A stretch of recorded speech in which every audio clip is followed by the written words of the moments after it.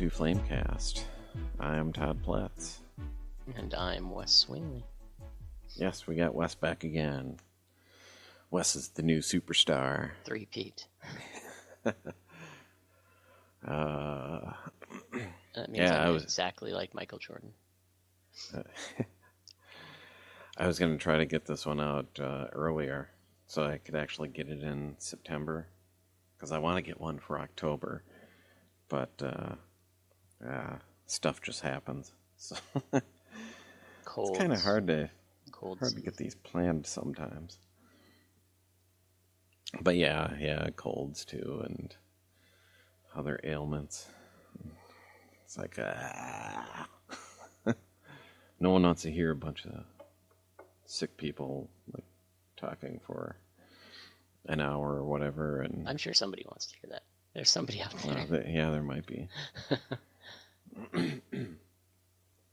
But so what's been happening in Westworld? It's funny that you say it that way. Just watched Westworld. Yeah, no, not too much. Not too much, jeez. Same old. I'm exceedingly excited because my department is finally hiring a new faculty member after,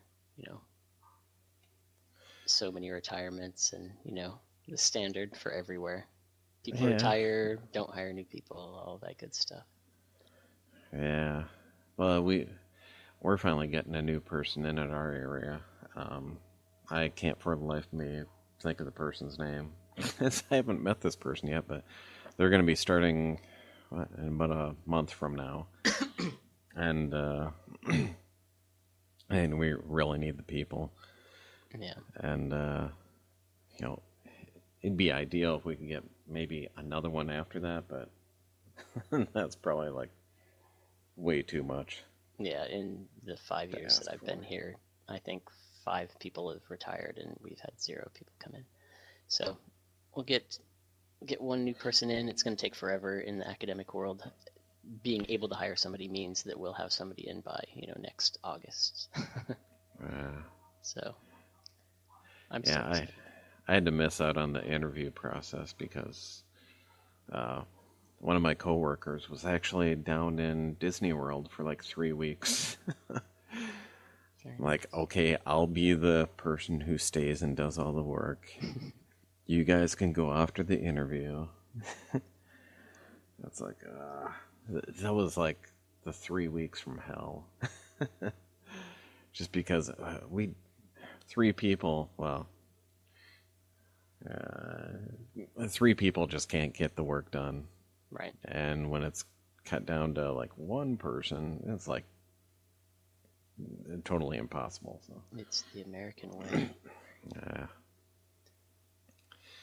But anyway, otherwise, it's good. New seasons of everything starting.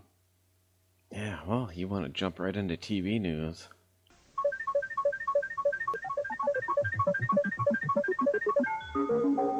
Yeah, all the TV seasons are starting up here, and I had actually totally forgot that Gotham had already started, and I'd actually watched the first episode like, a week and a half ago? Mm-hmm. And then I forgot about it because I was thinking, I don't have it on my calendar. And I knew, the Arrow and Flash, they were starting this week.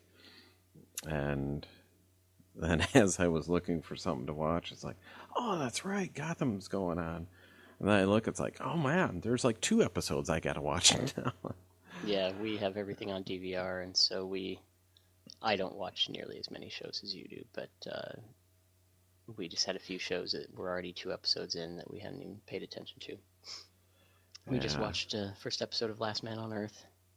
I don't know if you're watching that. I'm too busy to watch that one. That's you gotta draw the line somewhere, I guess. I totally understand. Because I've heard really good things about, what's that robot one? Yeah, iRobot. Yeah, iRobot. Is that what it's called? Yeah. I think it is, yeah. I've heard good things as well, and we haven't gotten around to watching it. Yeah. That'll have to be like a summer project for me or something. Yeah, we are nearing. I think we're on the last episode of Deep Space Nine, the last episode of season 6. Ooh. So only one season left, and that'll free up some time. We've been slowly chugging through that. Yeah, 6 and 7, good stuff. It's Yeah, all 6 good had stuff. some very good ones, a couple very weird ones, but Yeah, it's like they have with the war going on, some serious episodes, and then to lighten things up, let's have a Ferengi episode. yeah, and that's the weird thing. Like that, I think that may have been the last episode or the one before was the Grand Nagus getting booted. And, there's this like galactic war going on, and suddenly we give a crap about the Grand Nagus. Great. Yeah. It's always nice to see one of 2 Jeffrey Combs characters coming back in, like. Oh yeah. He has to be on every episode either as Brunt or the I can't remember the guy's name. Weyoun. Weyoun, yeah. As one of the many clones of Weyoun. Yeah. He's fantastic, don't get me wrong. Well, I mean, it's been so long, so I shouldn't even have to say spoilers, but... No season 7 spoilers, because that's coming up for us. I can't remember which one it was, but... okay, is... oh, shoot, what's his name? Ducat's second hand. Oh, yeah. Or right-hand guy. Awful guy. He's the leader of the Cardassians right now. Okay, so he is. Well, there's one episode where... Is it him? Or someone else? Someone ends up killing Weyoun. But, of course, it's one of the clones. Right. And, I mean... In the series, he gets more and more like annoyed with Weyoun as it goes on, and he gets killed, and he's just like, oh, thank God, And then I think it's maybe after the commercial break or something like that, and the next clone of Weyoun comes on board, and he's like, ah, crap. We had one of my like all-time, my least favorite Star Trek devices is the like either holodeck or dream or whatever back in the 20th century. Wow. And there was this one episode that was just awful. I see what they're trying to do, and I had to actually look up information on it. It's the one where I think it's a vision that the captain, I don't know why I'm just forgetting his name right now. Goes back, and he's a writer. He's an African American writer. I love that episode. I hate that episode so much. It's so heavy-handed. It's so but anyway, the funny thing is they're all the actors out of makeup, and a good portion of those, the people who are wearing makeup, are just weird-looking people. Like the Ducat guy looks pretty awful, and Dumar. That's it, Damar. We know, of course, that that the guy who plays Quark is a weird-looking dude. Yeah. And Odo, Rene Auberjonois as well, weird-looking dude. But the best character in the whole thing, of course, is Jeffrey Combs, because he can play, like, he's a chameleon. Oh, yeah. He can just play any character, and he's that character. You don't even remember that he's all these other characters. But I don't know if you've ever watched... the Justice League cartoons. No. But he's actually the voice of one of the characters in there.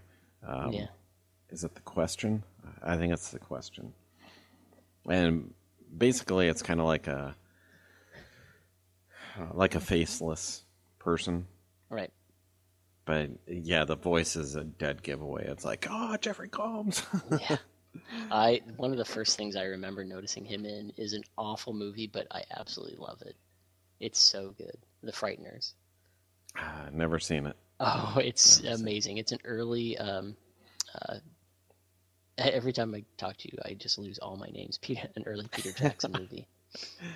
So it's a Peter Jackson, like, it was marketed as a horror movie, and so it bombed, absolutely bombed in the theaters.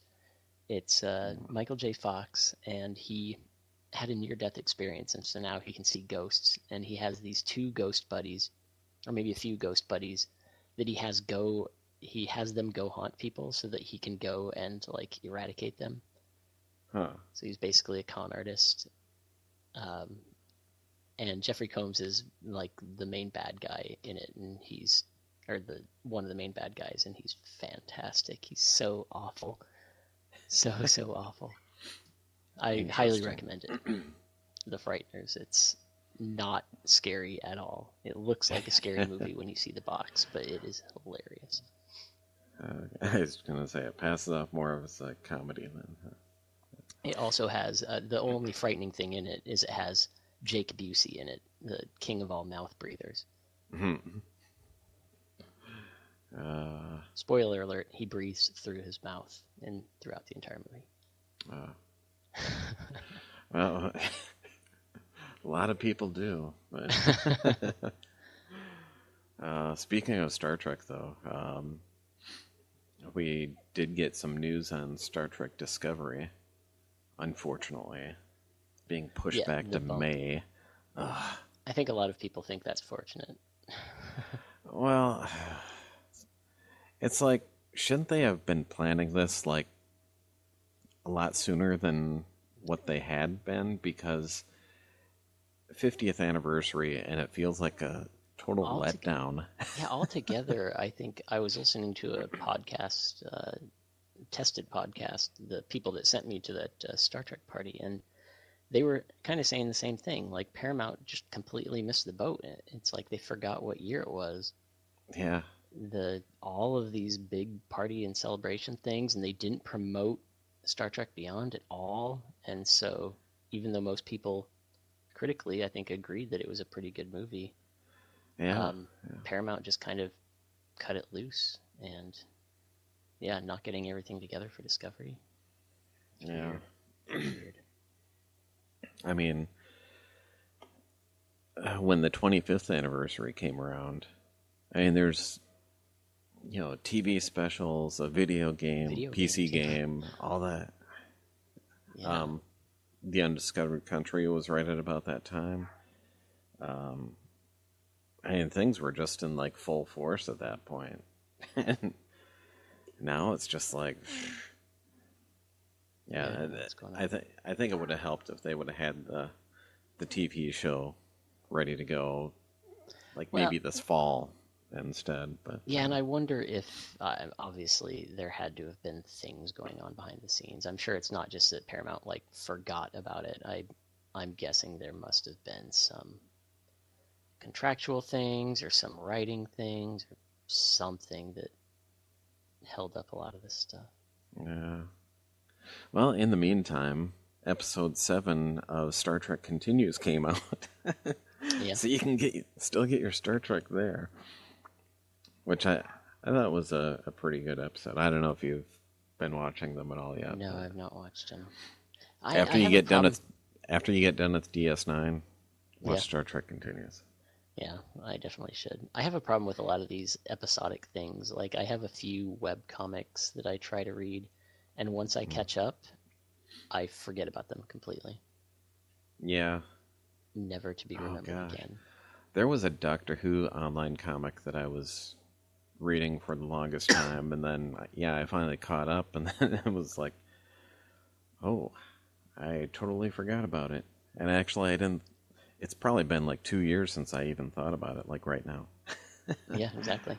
I'm like, I don't even know if it's still out there. I have my way of getting around it is I have one that I read online comic that's very good called Stand Still, Stay Silent, that is written by a Finnish girl, and it's amazing, but it's a really in-depth storyline. So if I catch up and I don't read it the next week, I just forget the storyline, I forget the characters, and so I keep a tab open on my iPad, and I'll just forget about it for months, and then go back and read like 6 months of it all at once.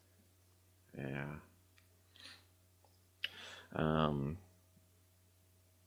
I did get around to watching Strange Things. Yeah, Stranger Things. Or Stranger Things. Yeah, you maybe just watched The Strange Things. And Stranger is even better, isn't it? Isn't I'm it just, called Am I Crazy? I think it is stranger. I I've got my list of things to go through, and Yeah, it is I Stranger forgot the Things. R in there. So I'm like, oh, that Uh, sounds right, stranger. did you Yeah, watch all strange. of them? Yes, I did because I watched the first one, and let's see, did I start that one while at work? I can't remember if I did or not, but I know that I started watching it as I was working. Mhm. I have a little window down at the corner because I'm like, oh my gosh, I got to see what happens next. And I'm like, this is only, what, 8 episodes? Yep. Yeah, so I'm like, oh, I got to. I did it in like 2 days. We watched it in 2 sittings, 4 episodes and then 4 episodes. Yeah, so that was awesome. And then to hear that they're doing another season, um, It's very in the interesting. works. Yeah, it'd be interesting what they come up with. I mean, they certainly implied that they were going to do another season, or at least that things were going to continue. Yeah, The well, I question. think it is official. No, I There, mean, but they implied in the series. oh, in the series, yeah, yeah, The box at the end. yeah. But yeah, I'm very curious and also you know, cautiously optimistic, I guess. Yeah. It was very well wrapped up. And Winona Ryder, I mean, come Yeah, on, she she was deserves amazing. some award for that.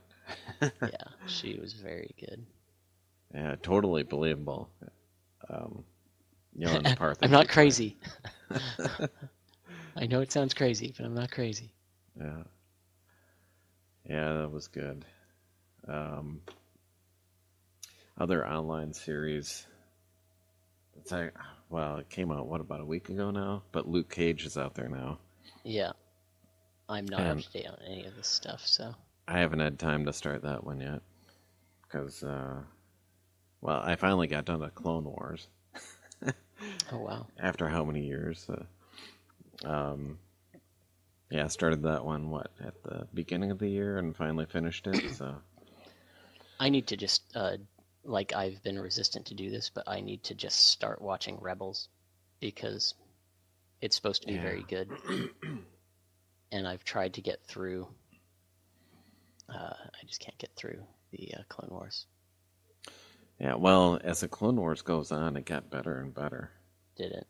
Yeah, because Man, that first first season was so season bad. seems kind of rough, where it's like, ah, this is like made too much for kids, and Yeah. then by the end, it's like, holy crap, some of the stuff they're getting away with. I'm like, wow.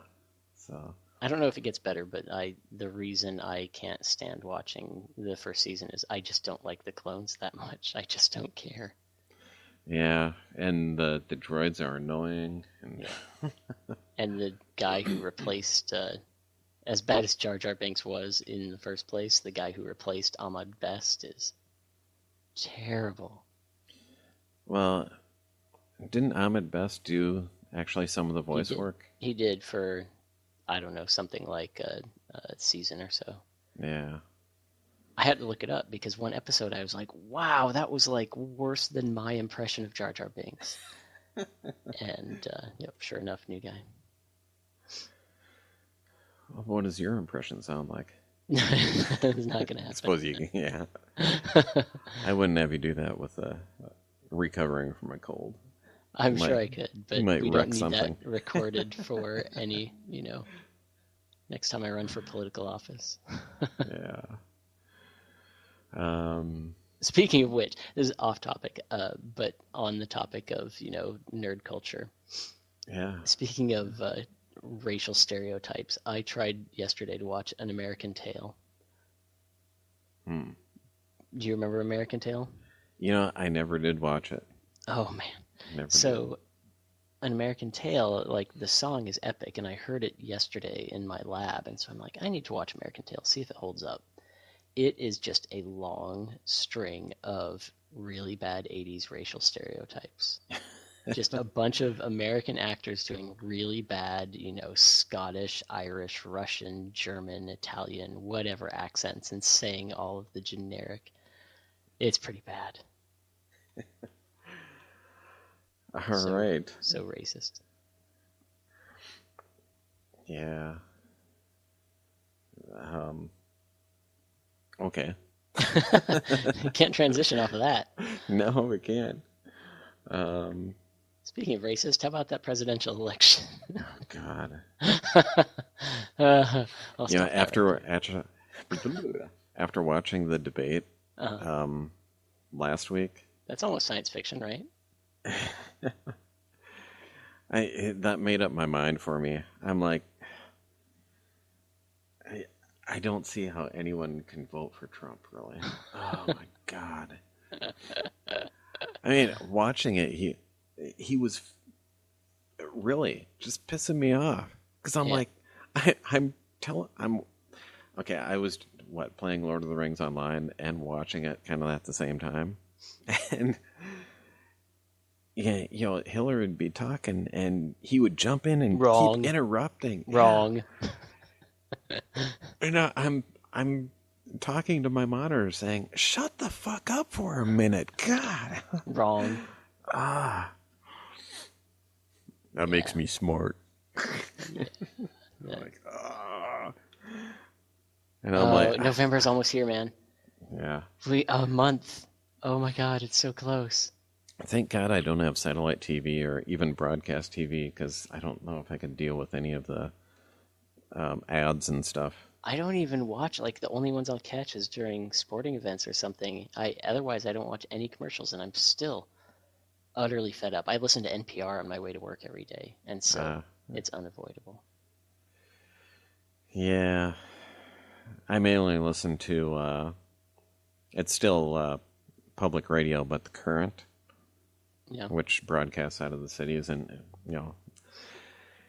it's like public radio with music, and that's all they do. So, but they'll have their little, news time, and they'll take about 5 minutes in the hour and talk about stuff.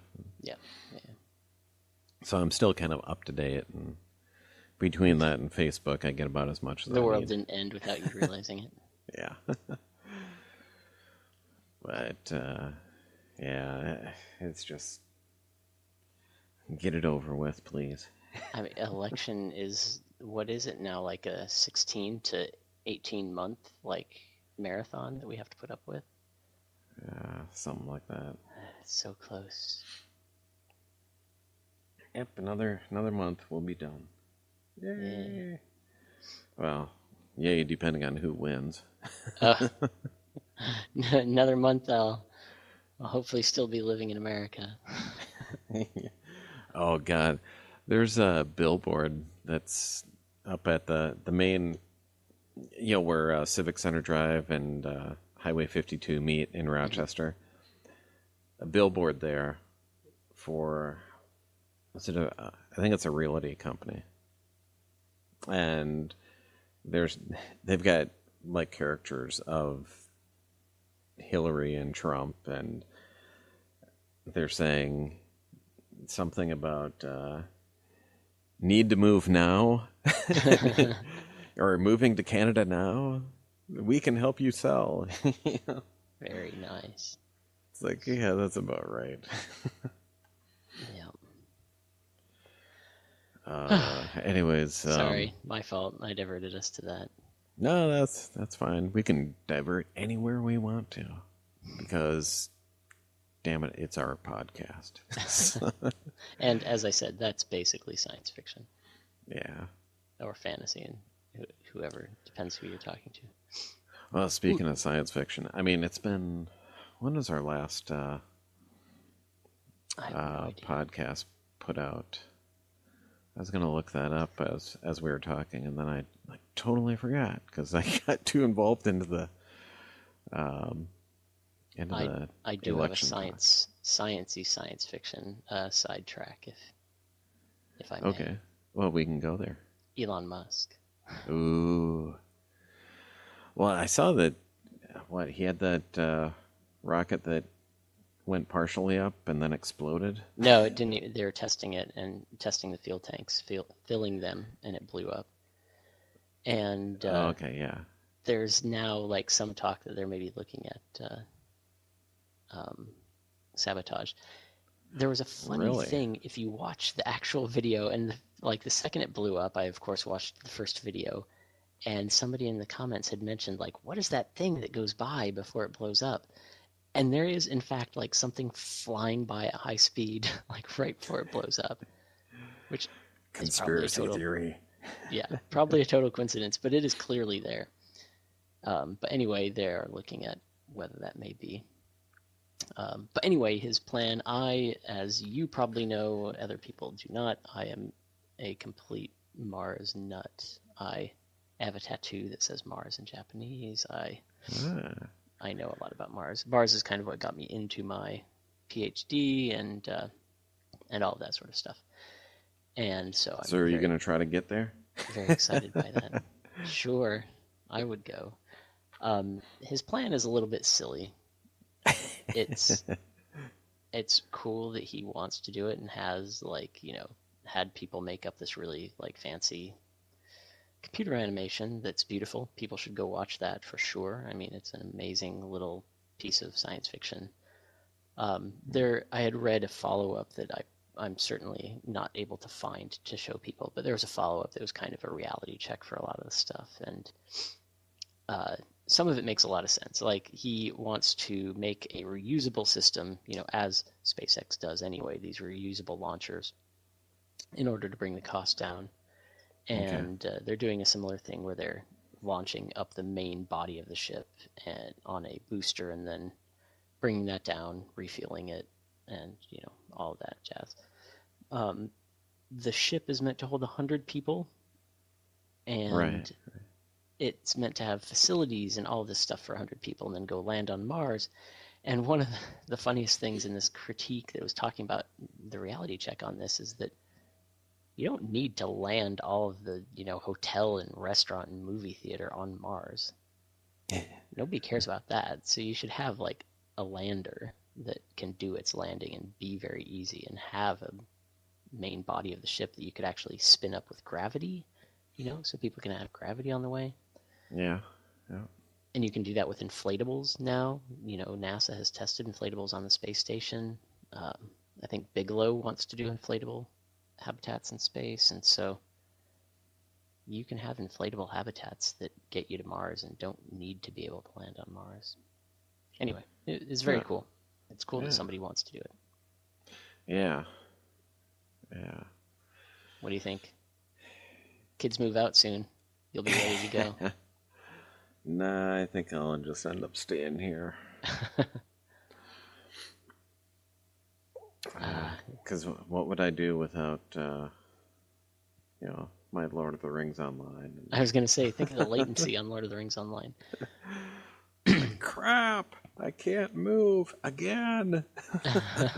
Lag. Yeah. Having lag. No, you just create your own server on the ship server. You have 100 people. Yeah, there you go. Think how many video games you could play over the course of how long did they say it was going to be? 80-day journey. Well, I mean, they've got, the flashback Atari consoles, and now they're coming out with... They do have a Nintendo one out there right now. But I thought they were supposed to get a better one that actually has more of the games or something like that. I'm staring at my desktop that has like 60 icons of games that I haven't played yet, so clearly... Yeah, I've got some of that problem going on. Steam. I blame Steam for everything. Yeah. I bought like the Doom pack.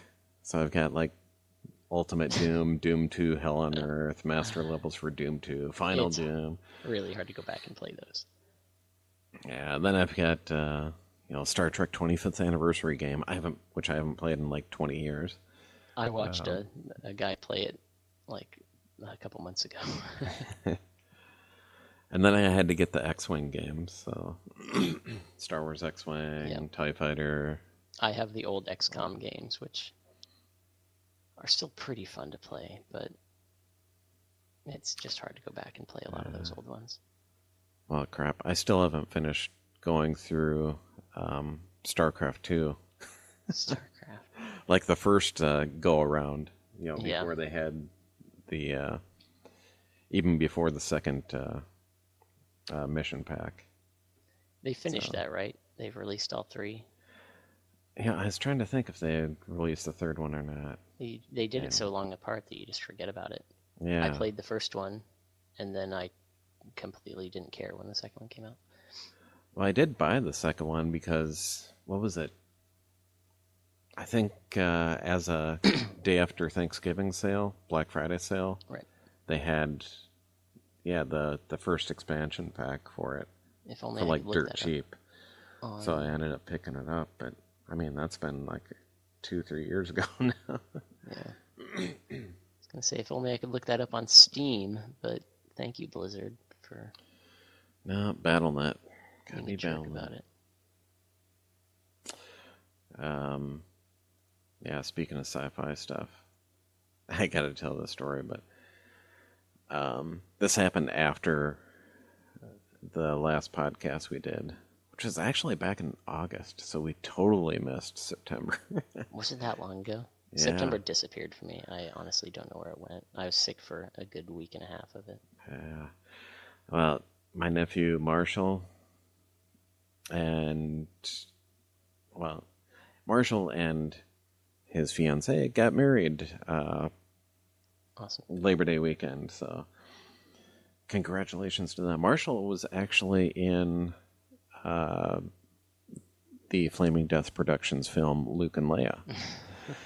So that's where you get our tie-in there. But it was kind of funny, and I don't think I've told the story to them at all. So if maybe they're listening to this, this is the story of how it happened. But no, Rachel and the girls, they were invited to the bridal shower, and so like, oh, what should we get? And Rachel's like, well, they are registered at what was it, Bed Bath and Beyond? I think that was it. And so I'm looking online at what gifts they have picked out, and I'm like, okay, well, find something smaller for a bridal shower gift, and any larger gift keep in mind for a wedding gift and such. And I noticed that they had an ice cream scoop, and the thing was like a decent price for an ice cream scoop. It's like, holy crap. Right. But usually stuff like that is so. So I'm looking at that, I'm like, well, that's an idea. And then I saw what would turn out to be the wedding gift. And I'm like, those two put together, especially the wedding gift, I gotta get. Because there's a tie-in. And it was an ice cream maker. And my first thought was, the Bespin ice cream maker guy from Empire Strikes Back.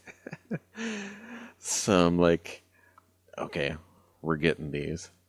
And then it wasn't until the day after the wedding and like later in the day where I'm like, okay, they had to have opened their gifts by now. So I went and posted online. I'm like, yes, Marshall and Alicia, now one of you can cosplay as Wilbur Hood, the ice cream maker guy from Bespin in The Empire Strikes Back. You're welcome. And I put a picture of him like running with the ice cream maker under one arm. It was just a perfect match of wedding gift to sci-fi nerds. I honestly, I have no idea what you're talking about. And I need to. Oh my god, you've got to look him up because it's like, he's only like running through the halls of Bespin like for a split second, but it's like anyone freeze framing can pick him out. It's like, that's an ice cream maker.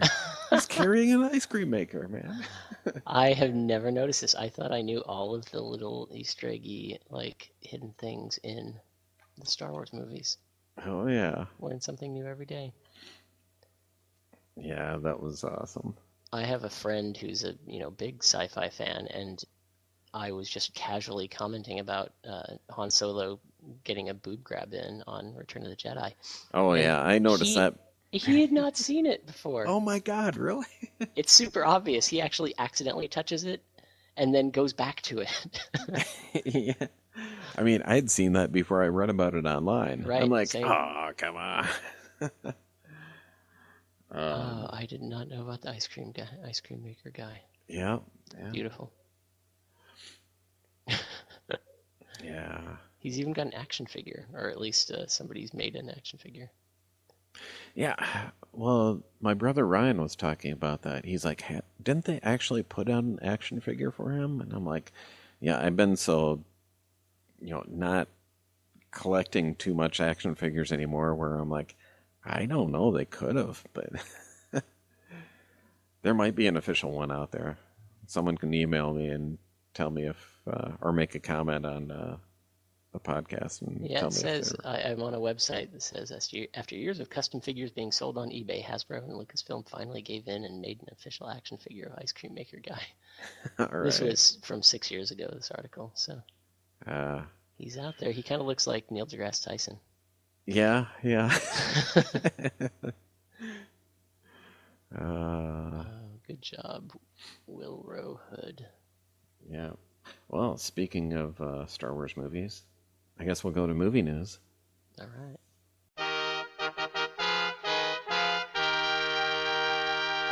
We haven't been getting too much for Rogue One, other than, well, a flood of toys coming out now. Yeah, I intentionally avoided looking at anything. Yeah, I kind of took a look, but I'm like, yeah, the packaging really doesn't tell you much these days, anyways. So it's like, Right. I don't know where this person fits in, but well, here they are. All right. It just reminded me, though. I wonder, are there any Lego sets? Oh yeah, yeah. There's Lego sets. I'm not. Did the Lego sets come out too? They might have. The biggest disappointment in Episode 7 was that there were really no very good. The ships weren't very good, right? So, in terms of Lego, especially, that means that there are really none of the Lego sets that were all that worth getting. Well, Like you could get those nice transports that are just like a big rectangle. yeah. Yeah. Yeah, I was at Target just the other day, and they had a little clearance section on the end of one of their aisles. So I'm looking over there, and it's like, oh, Star Wars stuff. And they had a set of 3 micro machines, and there's only one package. And it looked like, I didn't notice this until after, but I mean, the thing was half off, so it was like $2 and something. I'm like, this is worthwhile. And yeah, it had like, Rey and her air speeder and another air speeder, and yeah, the troop transport. And I'm like, well, the troop transport, maybe I can use that for, doing our tabletop gaming and whatever. So I went and picked it up, and then after I bought it, I'm like, it looks like someone opened this thing up and maybe taped it back together. So I'm like, are all the parts here? Looks like all the parts are here. Actually, it looks like the glue just gave out, Yeah. and they had to tape it together to keep stuff from falling out. So I think that's the more plausible one, because it looked like too professionally done, and it didn't look like it was ripped apart at all. So Professionally done by Wow. a professional store employee that Yeah, professionally licensed to tape a package back together. What's your job at Target? Taping back packages. Make them look like new again. Yeah, I looked through all the ships. I don't know if I'm that impressed by any of them. Maybe I'm just too old. I don't have that part of my brain anymore that gets excited about these things. Yeah. God, what was it? There was, I think at Walmart. I was in there, and they had Poe Dameron and his X-Wing, and the thing was like 50% off. And I'm like, gosh, I'm almost tempted to buy this. But I'm like, no, I'm not collecting these anymore, really. So I'm just like, It's put it out of your mind. related to toys, but unrelated to sci-fi. Last week, I bought a very expensive Lego set. Ew. You should look it up online while I'm chatting with you here. I bought the Lego Technic Porsche Oh, 911 GT3. It's it it weighs about 15 pounds. It uh, it has fully working transmission. It took me about 7 hours to put together. holy crap. It was pretty fun. This was kind of a spoiling gift to myself for some contract work that I did. Made some extra money, so I spent the entire weekend mostly putting together a Lego set. Well, awesome. That's the way it should be. It's good. Legos are. I'll never stop enjoying putting Legos together. I don't quite have the calluses for it anymore, though. I definitely, my fingertips get pretty bad. Holy crap. The underside just looks insane. It's funny too because I have a lot of Japanese models too that the same thing happens where the insides of it have all this amazing detail and then you just cover it up. So Yeah. this car has like a fully working engine transmission that you can't see at all. You can't access any of it unless you rip it apart. Well, is it actually under the hood or? It's under the hood, but I don't know if you've seen most rear engine sports cars have like a plate over the engine, so you can't really see the engine very well. And this one has a flat six, and so the pistons are actually facing sideways. So, I could like try to peek around like through the wheel well or something to see the engine move, but it was worth it. It's beautiful, and it'll probably take me half as long to take it apart as it did to put it together. It's so complicated. Take it apart? Why would you want to do that? So I could put it together again, obviously. Yeah. Although, Yeah, that's the thing about Legos. You get sick of what you built, you just take it apart, build something new. the thing with this one though is much like many of the newer, like the big Lego sets, it comes in separate bags. Yeah. So this one had 4 different boxes, and so if I took it apart, that's all 4 of them mixed up. That makes it so much harder to put back together. So I'd probably have to sort all the parts as well, which is fun in and of itself. I kind of enjoy sorting. Don't tell anybody. You just told everyone, man. Everyone. All like 5 people that listen to the podcast. Yeah. Well, okay. Getting back to Rogue One here. It's been a diverting day. Yeah, I had heard. Well, this is like almost old news now, but they're like, "Oh, John Williams isn't going to do the music composition for this." So instead, they got have a famous guy. What, Alexandra Desplat? They had a guy who backed out, right? Yeah, and this new guy was actually, I mean, he looks like an accomplished composer. I mean, he's done. Oh, let's see. He actually won an Oscar for Grand Budapest Hotel. I remember there being something else very recent that was very good. Yeah, just checking on Wikipedia, that you can see a bunch of films that he's done. More than I thought, actually. I'm like, oh, he did that? It's been a while since I looked at it, but I mean, you don't need John Williams every Star Wars film.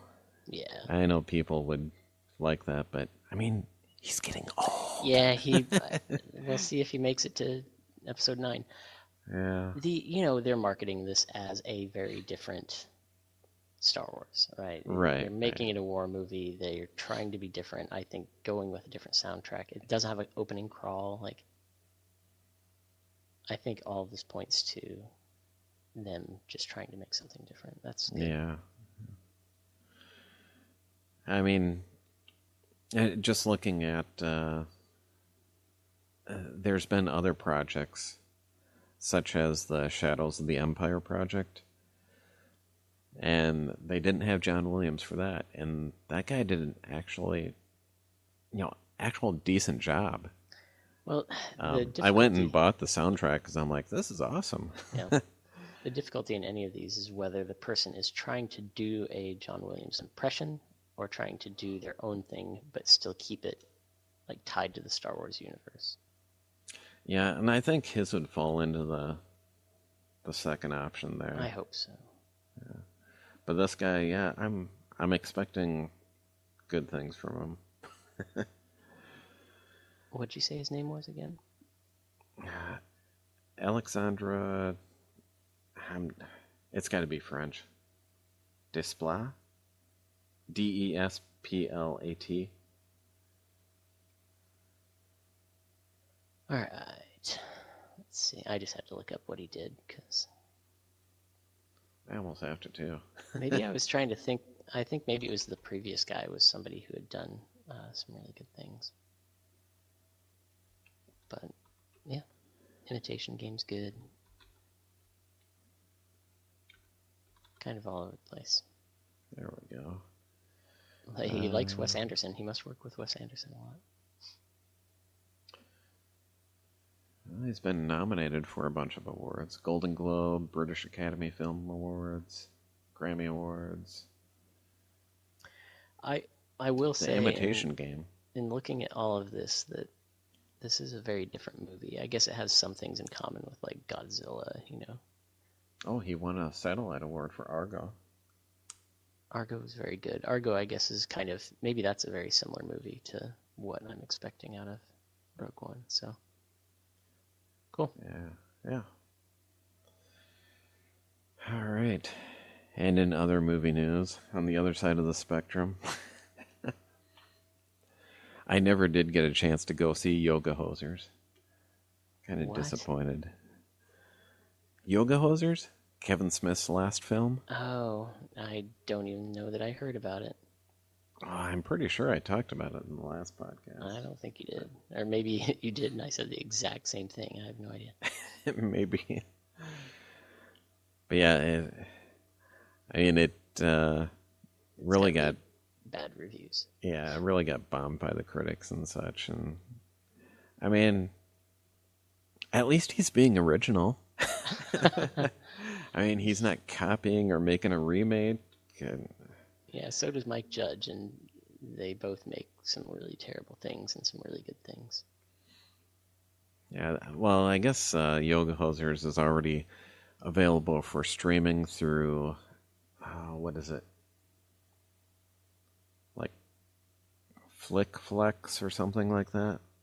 I looked into it, and it's actually a paid subscription service, and I'm like, I'm not doing another one just for one movie. Just for one movie that may or may not be good. I'm like, I'll wait for Netflix. Thank you. So yeah. Someone will have it out there, and I'll finally get to see it. Or maybe it'll come out on Blu-ray before then, and I'll be the one that goes out and buys it. So I don't know if you just misspoke, or were you saying this is his last movie, or just the last movie that he made? It's just the last one that he made. It's not the last one, because he will be making, let's see, Moose Jaws, which is, as he describes it, Jaws with a moose. So he should just start making like the sci-fi movies. Yeah, he calls it like the Canadian trilogy or something like that. So, well, all these take place up in Canada: Tusk, Yoga Hosers, and Moose Jaws. So. If people are interested in good movies that are in the similar vein, there's a lot of cool things out of New Zealand. I cannot remember the name of it. I want to say it's something like Black Sheep, but there's a horror movie about sheep. Oh boy! I think it's called Black Sheep. Very good. Just when you thought you were safe from sheep. Yep. And of course, What We Do in the Shadows. What They Do in the Shadows? What's the name of that movie? No, haven't heard of those. Well, that one is amazing. So, What We Do in the Shadows is by Taika Waititi, who's one of the like sort of co-writers, cohorts of Jermaine Clement and Brett. Why am I forgetting his name? Anyway, The Flight of the Conchords. And so, very nice spoofy movie. What We Do in the Shadows is about. It's sort of a mockumentary about these vampires who are not very popular, kind of out of touch. A few of them live in a house together, and it's a really good movie. Yeah, Kind of have to have the sense for that type of sense of humor, though. yeah. Almost more like a British, like Monty Python sort of humor. Yeah, Monty Python, Kids in the Hall. Yeah, it's an acquired taste for sure. Yeah, that's one show I've been watching right now.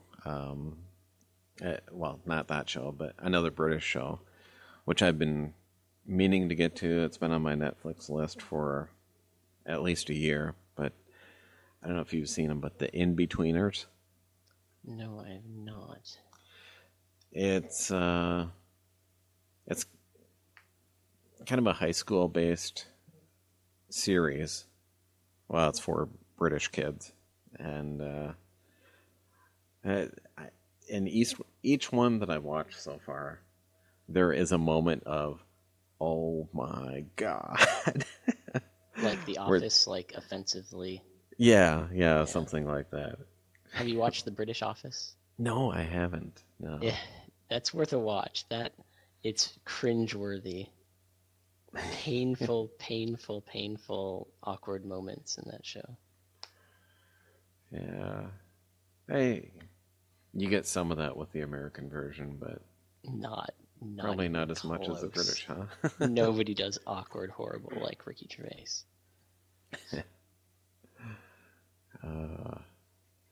Yeah, I suppose I'll have to put that on my list at some point too. I don't even know if Netflix has that. I'll have to look it up at some point. Yeah, I'm not sure. I bought that was one of the few, or that is one of the few British DVDs I own that anytime I want to actually watch them, I have to rig up something to change the region. It's just almost not worth the effort. The other one is Garth Marenghi's Dark Place, which is also amazing.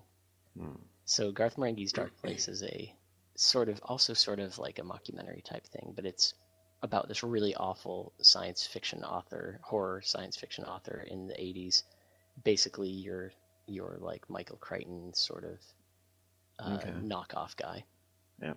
And the story on the TV show, which was made in the mid 2000s, is that he's a 80s writer that made a TV show in the 80s, but it was too scary, so the network took it off the air. And so he's re-airing the show, finally showing it to people. And the show is so bad. It's it's this really bad 80s show where there's bad acting, there's really bad cuts, like the camera will move and people will be in completely different places. And it's really, really good. Garth Marenghi's Dark Place. I need to watch through that again. All right. Sidetrack back into those. Yeah. Movies. Big movies coming up. Sidetrack City here. Yeah. Big movies aside from Star Wars, of course. The Arrival seems very interesting. Yeah. I read the short story that it was based on, and from what I've seen in the previews, it looks very different from the short stories, but the short story was okay. I won't say I loved it. So I'm kind of curious about the movie now. And then I'm forgetting the name of it, but what is the one with Chris Pratt and the one where they're on a generation ship? Oh yeah, gosh. Yeah, search. Google is our friend. This is good podcasting. Listening to people search. Passengers with Jennifer Lawrence and Chris Pratt. Yeah, that is coming out in December as well. That looks like it could be very interesting too. His character is described as a mechanic who wants to get off an Earth that no longer seems to value a guy who works with his hands. Okay. One of the tested guys had read the script for this and really liked it, and he was saying that the trailer made it look very different than the script. So, Well, that was released September 23rd. So it's out there already. What's that? The script? Well, the movie Passengers. Oh, Passengers. Yeah, it's been out there already. So. It's not out. It comes out December 21st. You're probably looking at a. Oh wait! I'm looking at a different movie. Gotcha. You are correct. I'm looking at. Oh, if I would actually read this whole thing. No, they had the Magnificent Seven. He's in. Oh, and that was released September 23rd. Okay, December we'll see him in Passengers. The Magnificent Seven coming out made me not at all want to go see it, but it did make me rewatch The Seven Samurai, which is one of my favorite movies ever, and it held up. I remember, each time thinking that it's a really long movie, and it's not super fast paced, but I still love it every time I watch it. All right. Huh. Yeah. So good sci-fi stuff coming out. Yeah, and I've seen some new images for. Gosh, I'm just drawing blanks. Some other movies coming out. Oh crap! I can't even. Cumberbatch's new movie. Marvel movie. Oh, Doctor Strange. Doctor Strange. Oh my god. I need to have a beer or something. Doctor Strange and the racial arguments. That's what the subtitle of the movie is, right? Oh, I haven't even heard that. It's just Tilda Swinton. They gender and race swapped a character, and people are mad about it, as they should be. It's just like M. Night Shyamalan's, what's it called? The Avatar: Last Airbender. Okay. Just throw random white people in movies because why not? Yeah, I haven't read too much on it because I just don't want to know. Yeah. I'd rather not be subject to spoilers. I know nothing about Doctor Strange. I know, Doctor Strange is certainly higher up in the echelon of popularity of one that people know, but it feels like they're just digging deeper and deeper and deeper. Like Ant-Man, really. Ant-Man was a fun movie, though. It's an enjoyable movie, and actually, Guardians of the Galaxy, which was also kind of an obscure thing, is probably my favorite Marvel movie. That was maybe good. Ever. So I'm not going to complain too much, but yeah, they got quite a stable to choose from. Yeah, Guardians of the Galaxy has been the news lately because of someone put together a list of or ranking how many people are killed in movies, and supposedly Guardians of the Galaxy has the most shown on-screen deaths. Is that because they show a lot of them in the city at the end? I think so, yeah. Including what's-his-face from Shaun of the Dead. Poor angry roommate from Shaun of the Dead. I can't remember his name. But, people online are like, oh, what about Force Awakens when, the whole Hosnian system gets blown out by... Like, well... But then they're like, well, you don't actually see the deaths on screen. Yeah, you see the planets explode and ships explode, but... If you were so there's Jedi, a big you could argument feel going all there. The deaths. Yeah. Yeah, other people come on and say, well, remember Alderaan. Yeah. Like, oh, yeah. But, before I forget, one last sidetrack to something we talked about at the very beginning and then forgot to go back to. Okay. Westworld. Did you watch? No. I haven't. Maybe if you see that, and a few episodes will be out by the time if we chat again. I'm curious to chat about that. Okay. Not sure what I think about it yet. Well, at least we get to talk about Stranger Things. Yeah. I'm like, and I gotta anytime you talk about Stranger Things, without spoiling, you just have to say, Barb. Barb. Well, we can do the fan film of the month. All right. And I was going to go back because I don't know if we talked about it during our last podcast or after, but I originally was going to go with the fan-made live-action Futurama. Oh my god. Yeah, we did talk about it last time. Yeah. And I had it all queued up and everything, and then it was about a week ago, maybe even less than a week ago, and I saw a post for someone's animated work for The Adventures of Indiana Jones. I watched that. I'm like, that's actually pretty neat. It's amazing. It's set up to be like the intro for an actual animated show. Which everybody now actually wants that show to be made because it's so awesome. Yeah. It's like if you want something to be made, make the intro for it. And so is that your fan film of the month? That is the fan film of the month, yes. Good The Adventures choice. of Indiana Jones. Yeah, I watched that like 3 days ago.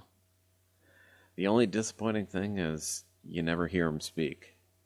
Of course. I'm like, well, I suppose that was asking too much, but I mean, you don't really hear too many people speak in that. It's mainly action and music. So yeah, and you see somebody's face melt. I mean, yeah, it's true Indiana Jones. What more do you want? So there we go, fan film of the month. Say and the I name guess, again.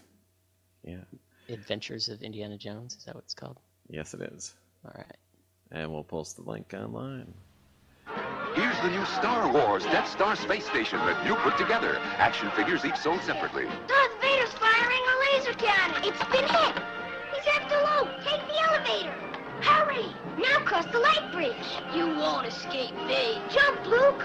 Oh, no. The trash compactor. There's a trash monster. The wall's closing. Saved.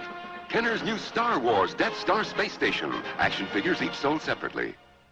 And we're back. That was quick, wasn't it? Welcome back. It's like it didn't happen. It went quicker than you thought. Well, I was going to have some updates on here. And it's just been so busy that none of these updates happened. Because I was talking about I need to do more pictures for Action Traction. Right. It didn't happen.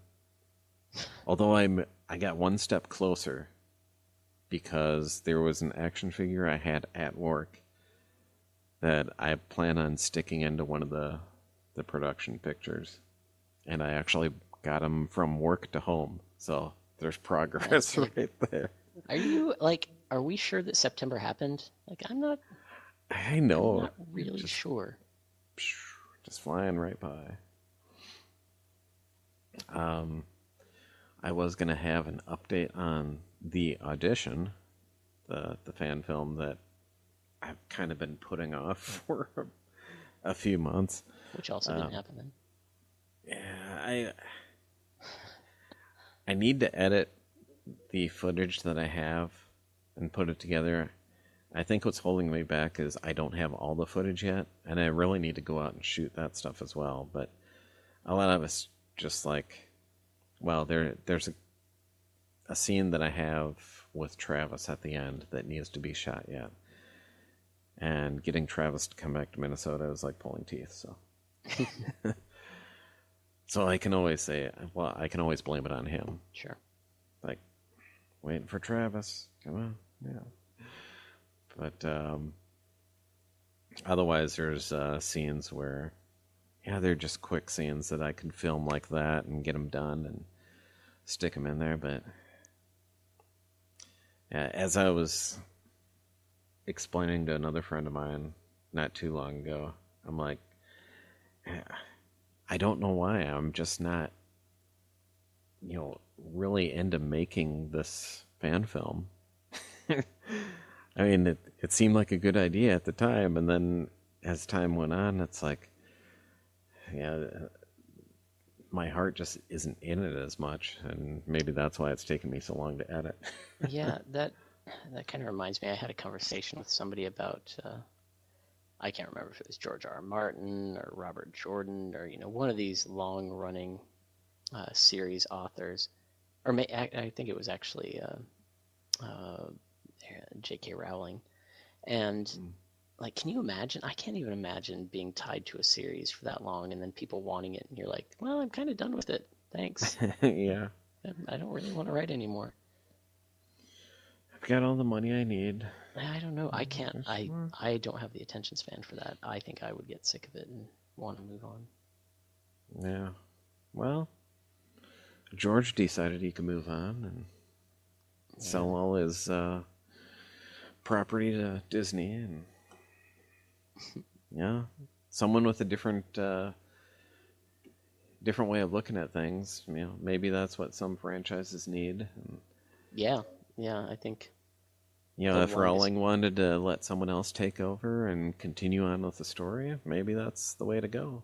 The longest examples of things that run forever are collaborative. Look at comic books, right? Oh yeah. Comics get kind of screwy though too. Yeah, I mean, that's gonna happen though. You're gonna have ups and downs. It's like I'm reading the Justice League comic right now, and I haven't really gotten into too many other of the DC comics. I get Batman Beyond, and that's about it, other than Justice League. And as I'm reading, Justice League Rebirth, and we're up to like issue 6 now, and they're starting another little storyline, but the first storyline in the series, they were saying that supposedly the Superman in this continuity is gone, either dead or just gone somewhere else. I really don't know, but you know how comics used to, when they referenced something that happened in the past, they would give you like name of the comic and issue number. Oh, they don't even do that anymore, so it's like, what the hell? What happened? So, I mean, nowadays you can look it up online, so I guess it's not as hard. But yeah, that reminds me. Speaking of comics, a little bit of a sidetrack. Did you see the news about the new Star Trek comic series? No, I haven't. So IDW is making a Star Trek series called Star Trek Boldly Go, and they're following the I think the J.J. Abrams timeline. And they're having very early on, apparently, a Borg invasion. You just lost me. Says no, sorry, can't do it. I mean, yeah, it's a different universe. It's a comic series. The art looks interesting. I don't know if I like it. You should look up some of the.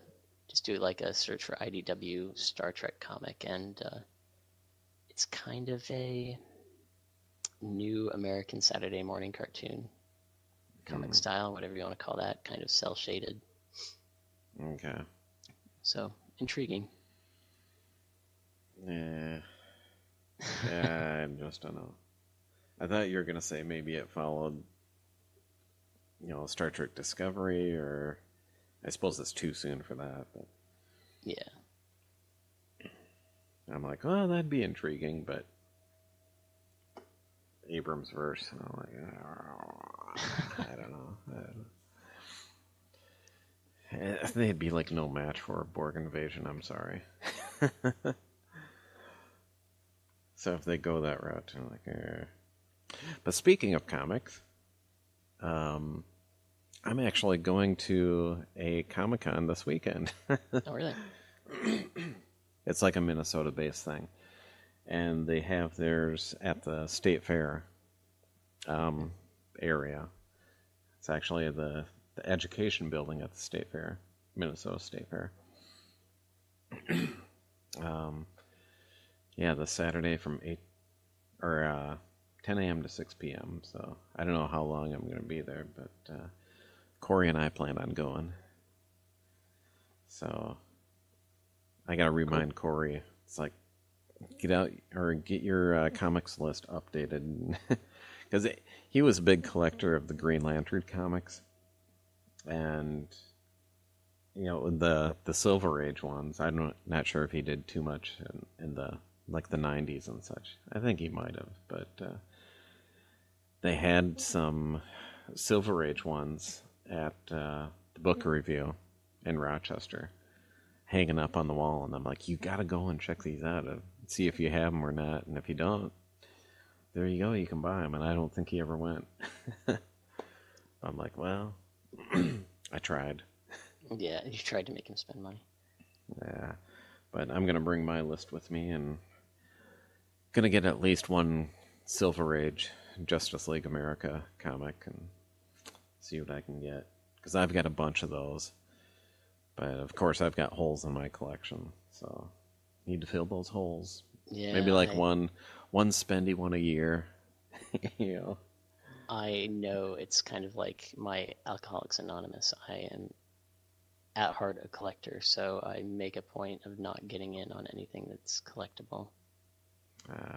Or I will have to finish. Yeah, I guess I'm kind of like that. Because I started getting the Doctor Who comics. Mm-hmm.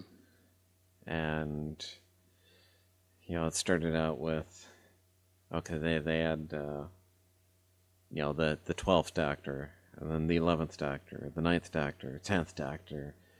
And then they started doing, like, mini-series of the 4th Doctor, and now they're on the 3rd Doctor, and it's like, gotta get them all. They even had one for the 7th. Yeah, the 7th Doctor. No, 8th Doctor. Not Sylvester, but Paul McGann, his Doctor. And that one was actually pretty enjoyable, but I'm kind of glad that for the older ones, they do just short series of them and not have them all out at the same time, because it's like, these things are like $4 a pop, so right, yeah. Like the last 2 weeks, I've gone to the book review to pick up Doctor Who comics. Well, last week there was supposed to be, there's either like 3 or 4. I think it was 3. No, maybe it was 3. 3 Doctor Who comics out all at the same time. And I get there after work in the afternoon, and they had like one of them left out of the 3. I'm like, crap, I guess I missed out. And the guy's like, well, I can reorder some, and they'll be in like a week and a half, something like that. I'm like, oh, okay. And since I go there enough, the guy's like, I should just, have a list just for you and set aside your comics each week. And I'm like, there we go. So that's totally normal. Like, most places should do that. Yeah. So I finally I'm dedicated now. Yeah, you're committed. Yeah, I just realized as you were saying that I do have my current addiction. It's just not something that is innately collectible, but my board game collection is out of control. And yeah, I have a problem. It's easier not to do that when you've got your gaming group where your friends buy all those games instead. Yeah, well, I am that guy, so that's my problem. Maybe if I had another friend who was buying like even half as much as me, it might slow me down.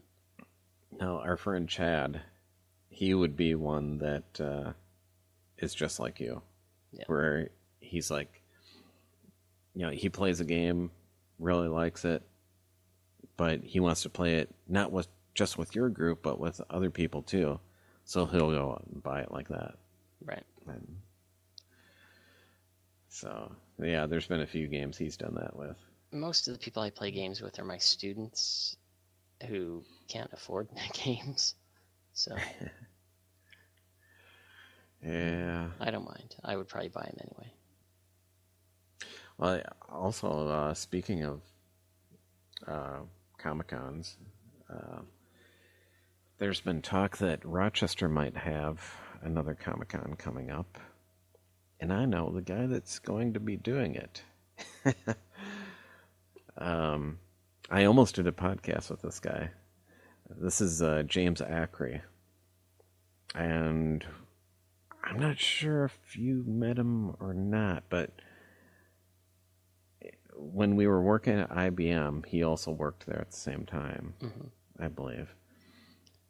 So that's initially how I know him. And every once in a while, we'll, somehow keep in touch. But, yeah, he wanted to be on one of the next Flamecasts. And so I checked with him, and it was a bad weekend for him, so it couldn't happen. But he let me know why he couldn't do it then, and he's like, well, there's a couple of things. One thing, he is starting a new arcade in Rochester. I'm like, well, that's interesting. So, yeah, he was kind of interested in my thoughts on, how to decorate the place and such. I started giving him a bunch of ideas, and I'm like, well, you need to, talk to someone from the Pulse Bulletin, get some, like their heard on the street person, to cover at least, announcing that you're in town. And, I tried looking it up on the as a website, and I see there's nothing out there yet. I'm like, I should really have a website. Yeah. But, yeah, he's, in addition to that, he was talking about doing this comic convention, and he's like, you help me out, I can have a booth for you for free. And I'm like, awesome. Because he's like, you can promote, Flaming Death Productions, Action Traction, whatever. And I'm like, awesome. So I'm going to start building up some, like, inventory of, maybe some T-shirts and things like that where, Nice. see what I can not necessarily give away, but sell them at decent prices and see what I make. So if this one's successful and he has another one, and he decides, okay, well, first one's free, next one maybe you pay for. I'll be like, okay, I made this much, so is it worthwhile to do another one? If I ever see anybody with a Flaming Death shirt on, I'll poop a little bit. Oh, I'm going to send one to your wife now, then. Oh, it's funny. Our bowling team, I'm in a bowling team with Rachel and her brother Wade and a couple other people. And we were talking about a name for our bowling team. And I'm like, well, a few years ago, we were Flaming Death. And one of them's like, well, that sounds good. We'll go with that. I'm like, awesome, because I've got T-shirts for it. I'm like, if you want to buy one, they're on the website. I can give you a deal. So, yeah, we'll see what happens with that. But yeah, I thought this convention idea was... This will be... If it actually happens and goes through, it'll actually be the first time we've actually had a booth set up for Flaming Death, so it'll be kind of nice. Fun. All right. Well, gosh, I think we've gone over an hour. Yes, well over an hour, and through many, many side pathways. Yeah. Like I said, I think the title of this one will be Sidetrack City. Yeah. But, yeah, I've got to find time to... Gosh, I haven't had supper yet. I'm going to make myself a bowl of popcorn. I'm going to watch the new episode of The Flash. So there. Go for it. All right, then. Well, okay. This has been Flamecast for September, even though it's not September anymore. So September didn't exist. that's right. So I'm Todd Pletz. And I'm Wes Swingley. Thanks for having me. Yep, and that's a wrap.